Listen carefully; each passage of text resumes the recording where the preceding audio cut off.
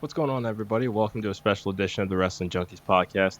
I'm Eric, Mr. Cincinnati Robinson, and as always, I'm joined by the podcast dad himself, Chris Hoops. Hoops, how you doing, buddy? I'm doing fantastic. Thank you for asking, good sir. But it is my favorite time of kind of what we get to do on this show. Yes, We get to talk to a real life wrestler. So let's get into it. absolutely. Our guest tonight is not only a 4-year veteran of the wrestling industry, but he's also a personal trainer and co-host of the Three Count podcast. He will be competing for Supernova Wrestling on March 15th. Everybody, please join us in welcoming Red Dawg. Red, how are you today? Hey, that's me, the Air Force veteran intel specialist, the one you call on when you need to get the job done, and your friendly neighborhood red dog. Also, the DICK of this industry, the dog in charge, kid. Just keep your mind out the gutter. Okay. Okay. Okay. Yeah, that other one's for Eric. Yes. You know what? It's a family-friendly show today, so we'll. I didn't say anything. That's fair. That's fair. That's fair. Red, how are you? Thank you so much for joining us. No, man, I appreciate you guys having me on the show. I'm excited. It's not every day that I get to be interviewed. I'm always feeling like I'm all the one interviewing people. So yeah, definitely, it's gonna be cool. I like this. Love it. Love it. Well, let's just dive right on in. Here at the Wrestling Junkies podcast, we look at pro wrestlers as superheroes and supervillains that clash, and both of them have origin stories. So, Red, tell us about your earliest memories of pro wrestling. Dang. Are we doing shoot? Or are we doing work? Like, what are we Yes. talking about? However, yeah, Yes. however you want to answer. All right. So There's shoot no wise. wrong answer.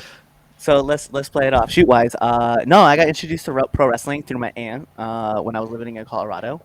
And it was funny because she turned it on Saturday morning, right? And WWF was on, and they were talking about the craziest thing that happened over the week, right? And it was Jake the Mhm. Snake Roberts getting wrapped up in some ropes. I'm sorry, Macho Man getting wrapped up in some ropes, and Jake the Snake Roberts like unleashing his Cobra on him. And I was so intrigued by what I was watching. I had no idea what was happening, and my aunt was like trying to cover my eyes and blind me to it. And I was like, no, I need to see this. I was like, does this happen all the time? And she's like, no, this doesn't happen all the time. And so I was just so fascinated. And then a few years later, ended up watching, I was on TBS, and it was a Saturday afternoon, and this show came on.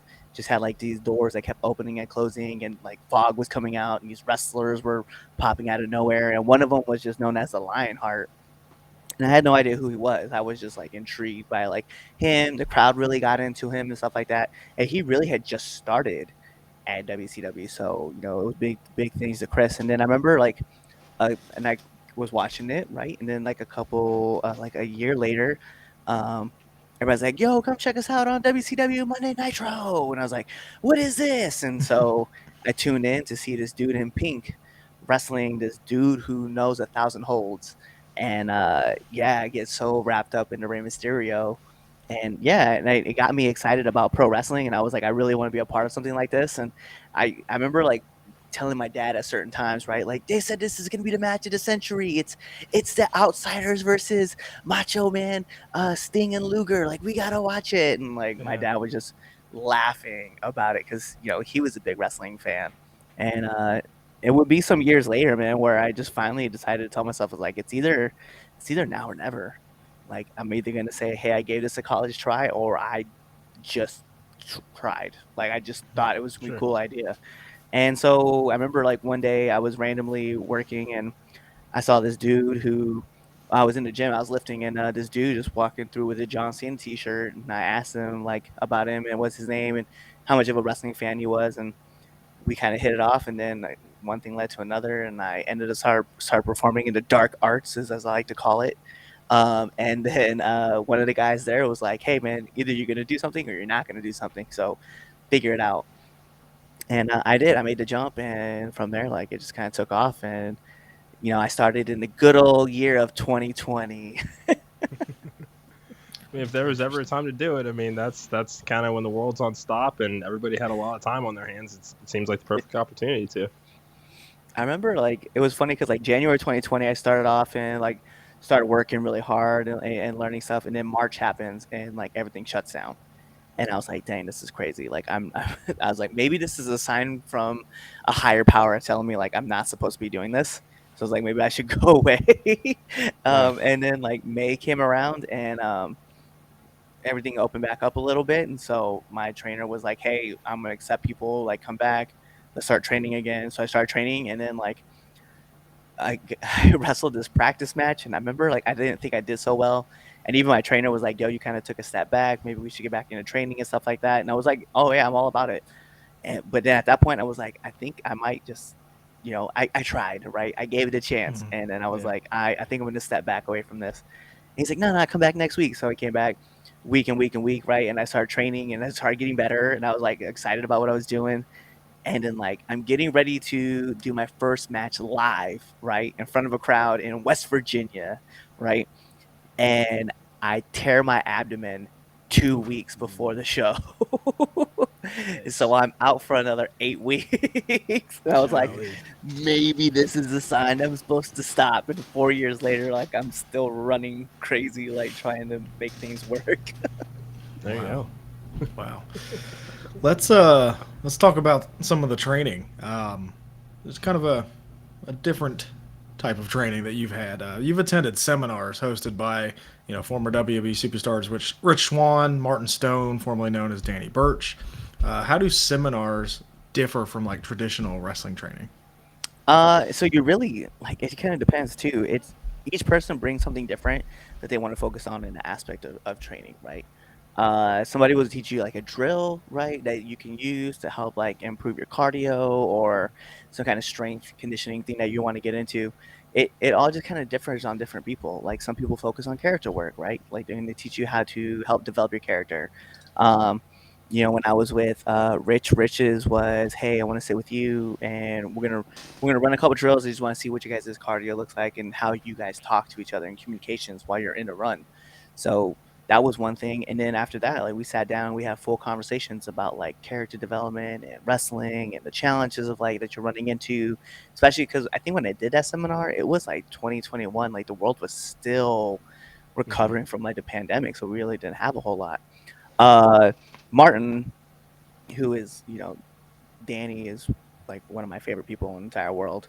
Uh, he's an incredible mentor of mine. So when I went in and did his seminar, his was really focused about the art of storytelling, but in the sense of like what a good tie up should look like. He's like, nothing takes me out of a match more than a shitty tie up, and I think about it all the time now. And I Yeah. just I go back and I'll watch like I'll even watch stuff on like the main products, and I'll be like, could have tied up a little better. But yeah, that's where it all really comes from. It's just different people do different things. It's Yeah. pretty cool. Okay. Nice. Okay. So as we mentioned at the top of the interview, you also are a personal trainer. What are some tips that you would give wrestlers to stay fit and healthy while on the road, especially with a lot of driving? Yeah, so it's something I'm still like figuring out now too, especially because like when I first started training and first wrestling, I was living in Maryland. Now I live in Massachusetts, so I'm like in a whole different area. Yeah. So I have these long drives to go through, right? And when I get to wherever I'm going to, right, whether it's we're in Pennsylvania, we're in Maryland, right, and just driving back and forth, like the one thing I like to do is just stretch. I think that's the key to everything. Flexibility is a huge thing, right? Flexible ankles, flexible hips, getting your arms kind of moving, get your body loose, right? Right before matches. It's important because like what happens is like sometimes like when you're younger, like you and mind you, I say that knowing that I'm almost tapping 40, which is crazy. Um, when you're wrestling, like you forget to warm up. You forget to warm up. You just want to run in and you just want to get it in and just like have fun Yeah. in front of the crowd. But you forget that you gotta take care of your body, and like a lot of injuries happen because like people are just not warming up properly. They're just like, I'm here, I'm gonna talk about my match, and then we're gonna go to back, sit back, maybe do some cable stretches, right? And get things ready, and then just go out there and do it, get a pump going, and then go out there. And then they forget like your legs need to warm up too. Like they need to get stretched out. You need to hit like Sure. if you have a foam roller, get a foam roller. If you have a bar roller, get a bar roller to it, right? Do all that stuff to warm up the body because if you don't, you are liable. You are at high risk of getting injured because the thing that we do is so explosive that people Sure. forget that you have to take care of your body and focus on that kind of stuff when you're traveling. Obviously, like most people will be like, well, I want to find a gym, work out in the gym and stuff like that. Great. Don't forget warm up and cool down. Like those are Yeah. important. And stretch the body out and get the body cooled down and properly. How do you incorporate your personal training expertise like in your wrestling style? So really my character is based more off of my like Air Force side of things, right? Because when I was in the military, so Mhm. I just kind of pull like a lot of stuff from that when I go into exercising, right? And I go like behind the scenes and stuff. Like I'm always using cables and using like warm up bands. Uh, I try to do as much as I can. Sometimes you just can't do it. Like you're just stuck in a crowded Yeah. room and you're just kind of like talking, hoping like people would just kind of clear out, or you just go find a place to go kind of like warm up by yourself. And sometimes that gets kind of difficult, but it's different it's different as was part of like different aspects of like who I am and where I come from and what I'm doing with it. So I don't know, it's kind of a little bit of like everything, if that makes sense. If Sure, that makes sense sure. at the same point. It's a very well-rounded style. Yeah, my So, character is ridiculous. but into it. that's the beauty of wrestling. I mean, Yeah. there has to be that outlandishness and that ridiculousness that comes with the presentation. So we're definitely not knocking that. No, not at all. No, we've had Zicky Dice on our show. Like we understand Yeah. like some of the outlandish characters that there are in pro wrestling. Yeah. I remember talking to him for the first time and asking him. I think it was like on Chris Van Vliet's live stream, and I asked him about like when is the time that he's ever going to win the 10 pounds of gold? Because at the time, like he was in NWA, and I remember he texted me. I remember him on this one going, "Red Dog, yeah, we got to change that up though, man, because it's never about the 10 pounds of gold. It's about the 10 pounds of pink." I was like, I love this man. Yep, that sounds about right. Yep. Yeah. So throughout your career, some of your notable opponents include Stan Styles, Mr. Grimm, former guest on our show, Killian McMurphy, and Darius Carter. What stands out about these guys that's made them so memorable to you in your career? Oh man, like all those guys are great for different reasons. Darius Carter was like, he is. When people ask and they say like, is he like the true villain? He is a true villain in the ring, like 100%. Like he's one of those dudes that like he dissects the problem, he understands the problem, he understands the situations he's in, and he's just ready to just break everything apart. And he knows how to do it. He's very good at it. Uh, Mr. Grimm is he's a wrecking ball. He's just a guy. He's a brawler, brute force, blunt force trauma to the fullest. Right. That's who he is. And he can Uh, fly too. and he can fly. Like it's like, man, like I can't do anything, man. I'm just like you doing all the cool stuff. Like I gotta try to figure it out myself. But the one thing about him is that he knows his openings. He looks for them, and that's what you gotta be mindful about. Where you are, like in a ring. Another person, Killian. You mentioned Killian. Killian is just he's the shooter, man. He knows he's going to target. He's looking for those submissions. Like he knows his game inside and out. Like he understands it all. And as an intel specialist myself, like I have to be aware of like everything that he's putting out there. Like got to pick up and put. Sometimes like you leave a hand down a little too long in the ring, and you're gonna lose a finger. So you be mindful. And then Stan, let's be real, man. The creamy world order. He's the leader of that place. Like Yeah. he knows exactly what he's doing. He has his whipped cream that he's always using and trying to stuff in people's mouths, and then his shake weight. That shake weight. God dang, bro! Like can't stop grabbing it for some reason. It's just he just knows how to hypnotize people. So it's a whole different world. All right, let's take it to social media. What's the inspiration behind Red Dog's thought of the day? So I always have real life. I always have like these random ass thoughts that kind of like hit me, and I don't have a filter. I'm like Peter Griffin, just kind of like whatever's here just goes right out. And so there's a person on TikTok and on Instagram. If you guys get a chance to follow him, Isaac Wells is his name. And Isaac Wells does his disturbing facts in the voice of Skeletor. For those who know, who don't know, if you guys pay attention to Netflix, you guys will know who Skeletor is from He-Man and Master of the Universe. But he's always like and he does his own interpretation of Skeletor, which is even better. So like sometimes you'll be like, remember, the human hand contains 27 bones in the human body, 28 if you're alone. Until we meet again, and then like so to me, I was like, yo, that's such a Red Dog thing. Like Red Dog would definitely record his random thoughts and then push them out there. And so I legitimately I took it and I was like, I'm gonna run with this, and no one else is doing it, so I was like, Yeah. it's gonna be a lot of fun to do. So yeah, Red Dog's thoughts of the day is also it's also funny because it's only one thought and it comes out once a week and it's called Thoughts of the Day. Like, That's okay. it's ridiculous.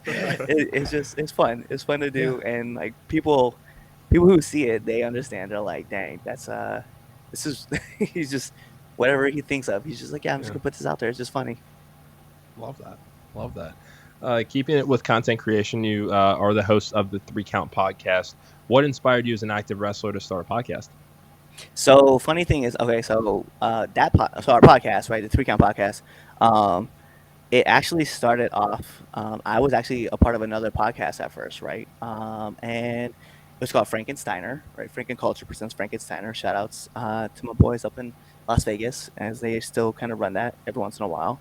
But what ended up happening, right, was I actually invited Chaz on to be a guest onto my podcast on that show at the time. And so he wanted to do a debate style show, kind of like, well, at the time it was Skip and Shannon, but obviously Skip and Shannon no longer are a thing. Yeah. So I was like, oh, so we're trying to do like around the horn kind of deal where it's just like guys bringing up points of like wrestling. And we're like, yeah. So we tried it once and we thought it was really cool. It was a lot of fun. And the 4 people that were with us on the show, we all hit it off. So we just decided, let's just keep doing this thing and see how far we can take it. And yeah, so now 5 years later, we're still doing the show, this debate show, and it's literally 3 grown men arguing about wrestling on a Sunday live. And then we started up in after March of 2020, right? We wanted to find a way to get more content because we were worried. Same thing that WWE was worried about, same thing AEW was worried about, everybody was worried about. They couldn't get more content. So what we wanted to do was create a podcast that legitimately had wrestlers on there and ask them about how they're handling things in the pandemic that was going on, and how they're staying in shape, what they're doing, what they're looking for, nutrition, how they're handling their career, XYZ. And so we just kept forming the show, and it was called I forget, at first we called it, I think we just called it like the interview show or something like that, something crazy. And then we came up with Now Ancient Ring, and yeah, so that show, it kind of morphed and changed. Like obviously as the pandemic released, like we need to find more ways to like keep it engaging with our guests and our audience. And so what we did was we started asking questions that we know people were going to be kind of fans of, right? And so we took some of our favorite questions and we just made them kind of the routine questions, and like, what's the worst bump you've taken, and like just having full discussions about like, no, I would never want to take that bump. And so I started telling people, I'm like, yo, I think of the show now kind of like the Joe Rogan experience meets like the wrestling world, and like we just have full-on conversations about everything that's going on, and it's kind of like the inspiration behind everything. So Chris Van Vliet, and I've told Chris Van Vliet to his face that he was the inspiration for Now Entering the Ring, and then Joe Rogan experience also played a big factor into that. But yeah, that's kind of like how the podcast kind of became its thing, and now it's this whole life that we just kind of like run with. Yeah. Is there a certain topic or two that like is your favorite that you always go over? Oh, so I love asking my 2 favorite questions to ask any guest, right? And you guys will probably take some snap, right? I'll tell you guys. The worst bump, because it's always intriguing. Like everybody has like crazy bumps that they've taken or they regretted. And then one that's more serious is what's the hardest lesson that you've had to learn being in the wrestling business? Because that's important, right? Like you don't want to fall in the same pitfalls. And I treat Now Entering the Ring as like a college course. So if you need somebody to do artwork, there's a guy out there for it. If you need someone to help you, get new gear, there's a guy on the podcast for it. If you needed somebody to, I don't know, copyright your name, right? We've had the gimmick doctor on our podcast, right? The gimmick guy, Mike Dulce, right? He came on the podcast. So we bring on all these people because we want to have these conversations with these guys and figure out how we can help other wrestlers find their way around and network, right? So if I'm bringing people on, I don't want to say like I vetted people, but I've literally talked to 90% of the people that as I've been on the podcast. I've actually met them in person and just have full conversations with. So it's been a lot of fun to just sit back and just network. And I think that's important. It just helps people. And then, our secondary show, which is called Now in Training 201, is just a level up. Like, we're just talking about more of like in depth, like certain ways that you're looking to hit a move, or certain ways that you're doing stuff with like your character development, or how are you handling like what's your workout routine look like, what's your nutrition habits look like, what's this look like, what's that look like, and it keeps building, right? So we want to bring in more in-depth conversations into into that world, so that people can understand, like, oh yeah, not everybody walks into the building looking like Austin Theory, right, currently, but everybody walks into the building. So how do we get to that? How do we get to that next level? Well, we need help. We need network. We need to learn. So that's what we do. Love that. I mean, it's basically another, it's kind of another mix of Wrestling Academy meets seminar, and something that's accessible on demand. And there's certainly a market for it, especially if you want to level up your game. So that's awesome. At this point, 3 Count Podcast has done over 500 episodes. What's the key to longevity when hosting a podcast? Just keep going. Just keep going. That's all it is. Like, I look back and I'm like, listen, like, we started this podcast 5 years ago with no intentions of like knowing where it was gonna go, and we just fired it off, and we were like, we'll see what happens. And our podcast has continued to change and evolve and move. Like, if you guys watched the very first episodes, we were actually doing that on Skype. Yeah. We've been there. and then we switched to Zoom, and then we went from Zoom to StreamYard. So that's kind of like where, and you see the evolution of the podcast happen, and it's fun. And I think the important part is you just kind of have to have open communication. Like, just understand that, like, if you're doing a podcast by yourself, or if you're doing it with somebody, right, always make sure to have communications with that person. Like, you're gonna stay. Listen, like, you guys know, right? You guys are hosting this show together. How many times you guys probably talk throughout the week? We talk every day. Throughout the day. That's what I'm saying. Like, it's a constant communication. Like, you're constantly talking. I know Chaz, who is, 1/3 of pure ignorance, 1/4 now of pure. Actually, I think it's more 1/5. 1/5 of pure ignorance now, because it keeps growing. He is, he's my co-host. Like, well, I'm his co-host for Chaz and Friends, right? The debate show. And then, and then we have Damien, who's our other person, and all three of us are in some form or fashion of having conversations, whether we're in a chat group together, we're on the phone with each other, we're texting each other. Like, it's always happening. We're always having these great conversations about, something that happened in the wrestling world, and we're like, oh, we gotta do this. And if you guys are checking out the YouTube channel now, you guys will see there's another show called The Villains Lounge, which recently just launched, and that's actually Damien's show, right? The super villain himself. And he's there talking about wrestling, about what happened the night before. He's covering a lot of topics sometimes, because sometimes he'll forget to do a couple episodes, a couple days. And in this world, when you have, wrestling every night, you just decide to do a daily episode, and you miss 3 days, you got 3 shows you got to catch up on. So it happens. So but we've been there. Yeah, it's a lot of fun. It's all about communication. Just stay in communication, and then just keep going. Like, it doesn't matter like how many people listen to your podcast, because at the end of the day, are you happy?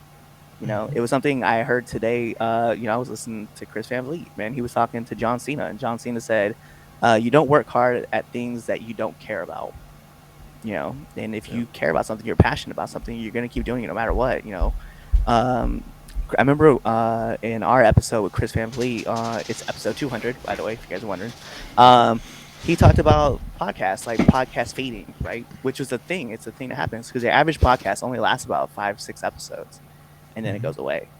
And it's because what happens is the first episode people put out there, they're super excited, they're super energized, right? They're like, yeah, it's our first podcast, blah, blah, blah. And the second episode, they're like, hey, we didn't get that many listens, but, like, subscribe, and do all those things that you're supposed to do, comment.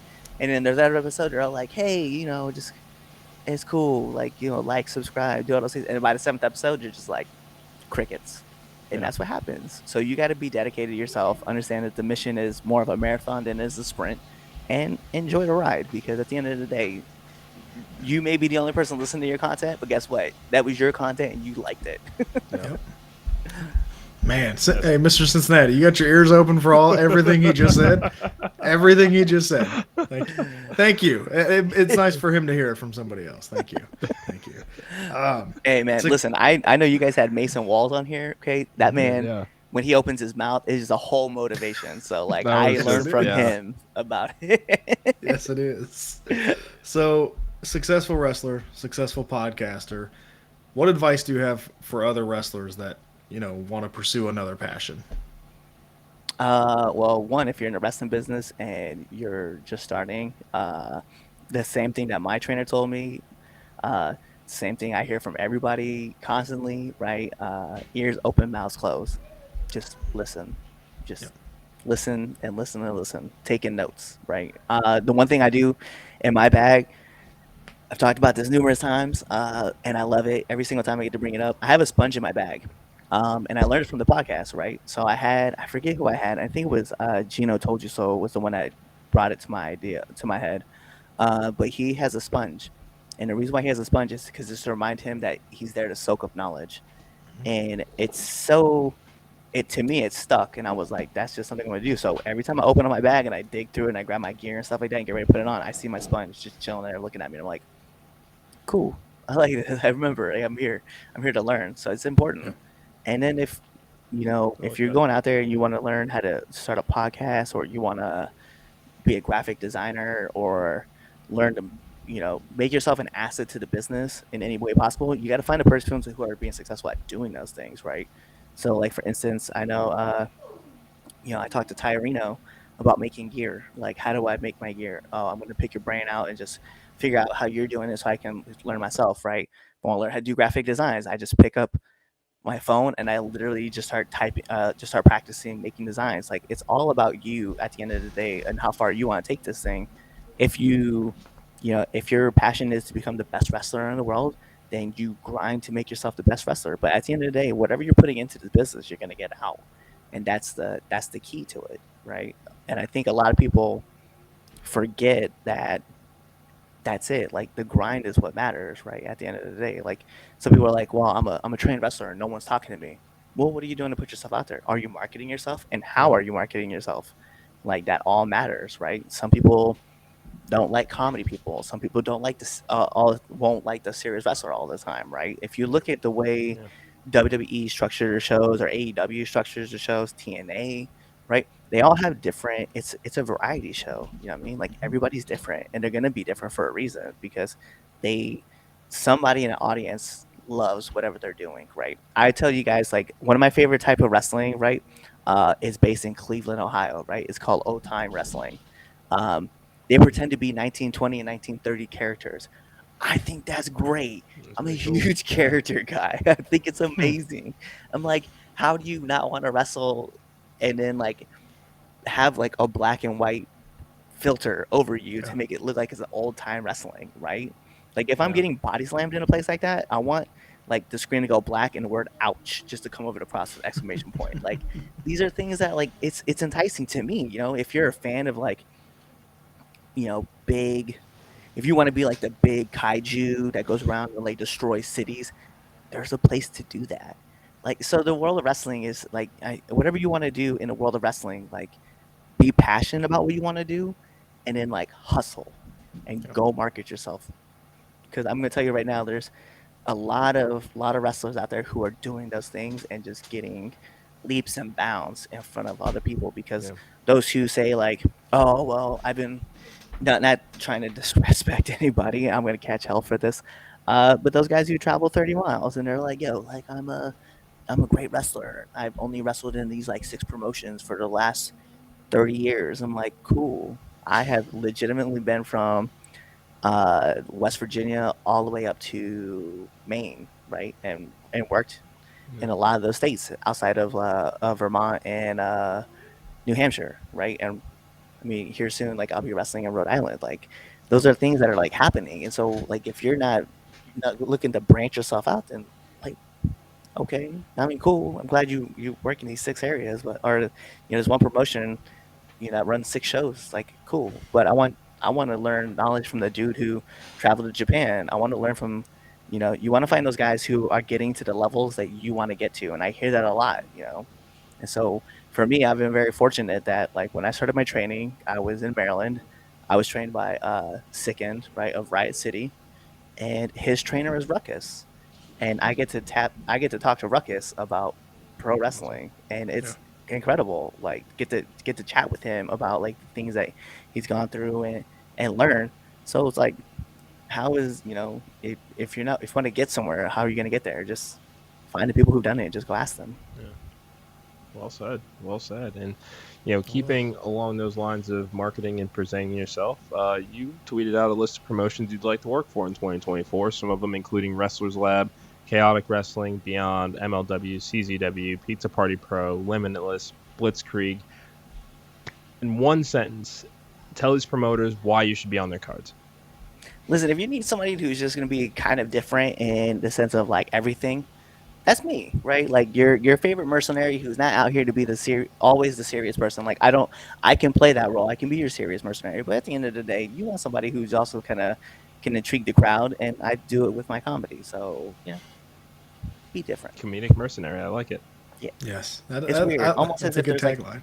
I was like almost if there's like this guy right here that's just like hanging around, right there. That's him. Yeah. Yeah, that Yep. guy. That guy right there. I don't know. He may have inspired a lot of it. If you guys check out Octane from Apex, he's another character. I love Okay. Spider-Man, right? Because he's hilarious. He also Yep. breaks the fourth wall, and he's very funny at what he does. And I just look at some of these characters. I'm like, we're like, I came from the military world. I'll tell you guys like this, like how like this whole thing Sure. went about. And so when I started, I really thought that your trainer gave you your gimmick, like 100%. I was just sold. Like I just didn't know how the game worked. I didn't know. I just figured because WWE, like you Sure. are this person and that, right? Yep. You are Yeah. a wrestler and a man who repos cars, repos people's stuff. You are a man and a cop, right? That's you. So that's what I thought. And so when my trainer told me, he's like, "Yo, I want you to be the mercenary guy, but be the military guy like you are. Like you're very like stoic and you're very straightforward, and you just don't take no trash." And I'm like, "Yeah, you don't know anybody in the military. Like we're not like that. Like some of us are. Some of us are a little too wound up, but other of us like have like this fallacy of like falling into dark humor, and that's how we find our way of comfort, right? Like Sure. we're let's be real. Like the guys in the military, we have a lot. Some of us leave with a lot of trauma. So how do we handle our trauma? Yeah. Some people do it self medicating, and some people do it through humor. And that's Yeah. me. I'm one of those guys. Like I will legit get on a roller coaster, and we will be flying around the roller coaster, and one random person will be laughing ridiculously on that roller coaster, and that person is me. And so I wanted to take that aspect of my character and of me and put it into my character. So I wanted to start cutting promos with more of a sense of humor. I get put in a lock, and instead of saying "ow," I'm laughing because that's how I'm dealing with the pain is through Yeah. humor. And so that pisses off the heel, right? Because he's like, "No, like don't, you're not supposed to be laughing. This is supposed to hurt." And like, they wrench harder, and I'm still laughing. And sometimes like, hey, sometimes it hurts. Like I really get put Yeah. into these things. I'm really laughing because I'm like, "Ow!" Like, yo, no, ow, like stop. Yeah. But no, it's through humor. So I wanted that to aspect of my character. So I started talking trash more. My trainer was like, do that thing right there, and don't stop. So There you go. Love that. Deadpool became the guy. Yeah. I like it. No, that's excited for that movie coming up. By the way, so for the last 30 plus minutes, we've been talking all things Red Dog. Can you go ahead and like turn the spotlight on maybe a few names that us wrestling fans need to keep an eye out for the over the next year? Oh yes, yes, I can. Let's just start with my three friends, my three boys, the guys that I run the road with up and down these streets. If you guys don't know who Pure Ignorance is, you need to learn. The Don Chaz Evans, the Shooter Noah Idol, and Prince Machiavelli, as well as Chris Stays Too Cool Idol. Those four individuals, plus myself, you've seen us up and down the East Coast. Uh, if you guys aren't really paying attention, you guys really need to check out Ericademia, right? An amazing person, amazing wrestler. She's based out of North Carolina, right? Her whole character is based off of Deku from My Hero Academia. So if you guys get a chance to check her out, she's amazing. Okay. Um, Go out towards the west, right? Let's go to Arizona real quick. Arizona, New Mexico area, okay? Brittany Brooks. She's an amazing talent. right? She will be on. I think she's on GCW show coming up here soon. An amazing talent. Young, hungry. She's always moving. I never seem to find a lock on her. I just always see her pop up everywhere, right? Um, I think even recently she was just on Beyond's Kick show. So if you're checking that out on IWTV, you'll see her there. In Eric Academia, you also see her WrestleMania week on IGB, right? Nice. Intergender Bonanza. So you guys can check her out there. If you guys don't know who we're talking about, another wrestler that I would want to throw out, that's kind of like relatively just moving, right? Robert Martyr is another one, right? Just an incredible talent. He's a great dude. TJ Sykes, who's one of my closest friends, the Red Prince himself. Like, you guys can go check him out. I'm trying to think of other crazy names that are just like popping up everywhere, and I just seem to run into them all the time.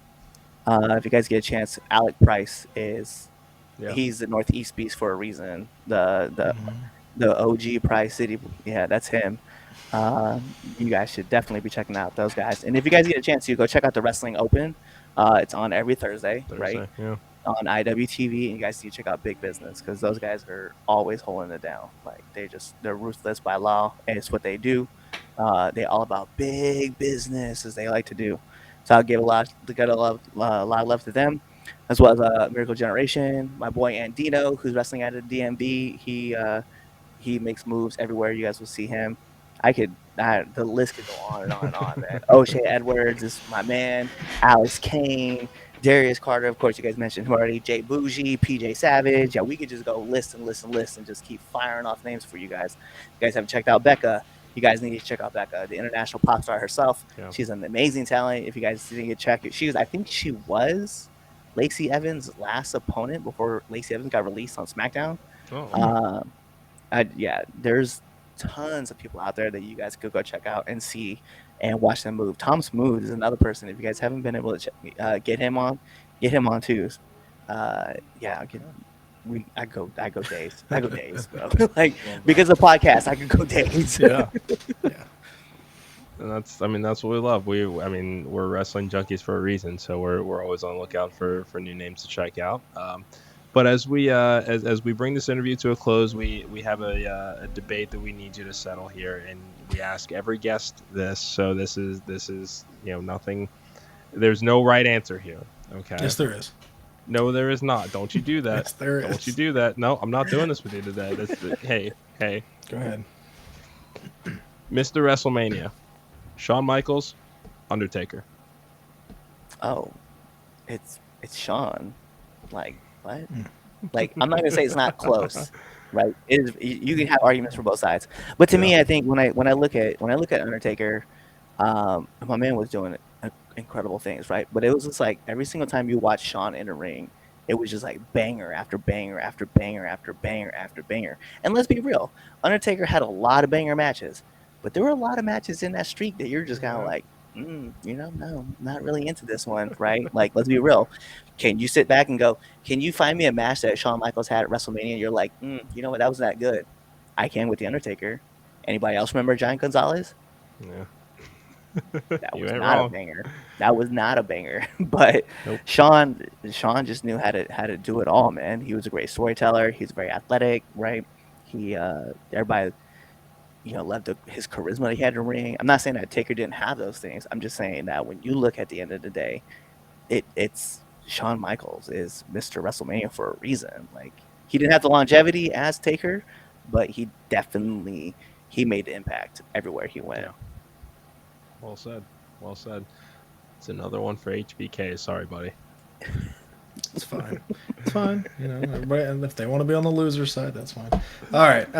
Where can everybody see you on socials? Any upcoming events you have, and then plug your podcast. Yeah, so if you guys want to, you guys follow me on every social media platform out there.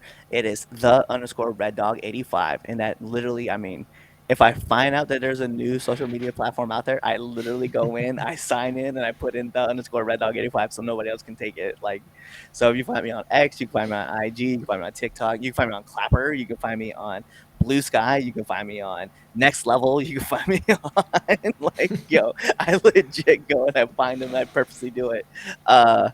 if you guys want, come check me out at Supernova Wrestling next week, right? We're going to be having a ball there. If you guys want to also catch me April 20th, it's another big event that's coming up, right? SWA. You guys can find me at Summit Wrestling in Shady Grove, Pennsylvania, as well as the next day you can find me out Fight out of DC, right? So I can't wait. I can't wait to be back at Fight again.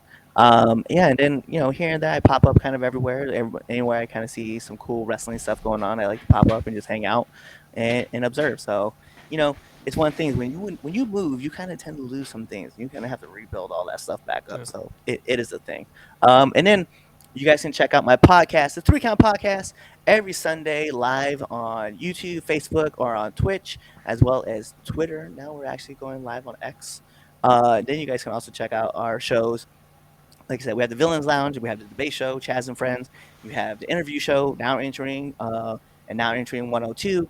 There's all sorts of things that we're always doing. We're doing live streams now, so you guys can check us out when we're doing reactions. Like we just recently did Revolution, right? And we did the Royal Rumble as well, which genuinely, I don't know if you guys did, but I did not know that Jordan Grace was going to be there, and I was super excited to see her. Yeah, we had no idea. No. Mind you, I tell all my friends, I was like, and I've told Chaz and Damien as well, and I've told everybody else, is like, spoil the Royal Rumble for me, and I will block you. You can be my best friend, and we will no longer be friends ever. Like I just think the Royal Rumble to me, and then it's the greatest event out there, right? Like anything can happen. Like who would have guessed Jordan Grace would have popped up, right? So never. Why spoil that? You know what I mean? And my buddy Anthony knew that it was happening, and he was like, I know who's coming up, Cliff, and I can't really tell you. And so if you get to see the live stream and you see my genuine reaction, that is full force. Like, oh my God. Oh yeah. We were there too. We had that same moment. Yep. But yeah, you can check out all of our stuff. And even with the 3 Count Podcast, right? So if you go on Twitter, it's 3count_pod. Everything else is 3 Count Pod. Wonderful. Well, Red Dawg, thank you so much for joining us. We can't wait to see what you do in 2024, and we certainly hope to have you back on in the near future. Hell yeah. I would love to come back. Sorry, kids. Awesome. Ask your mom what that means.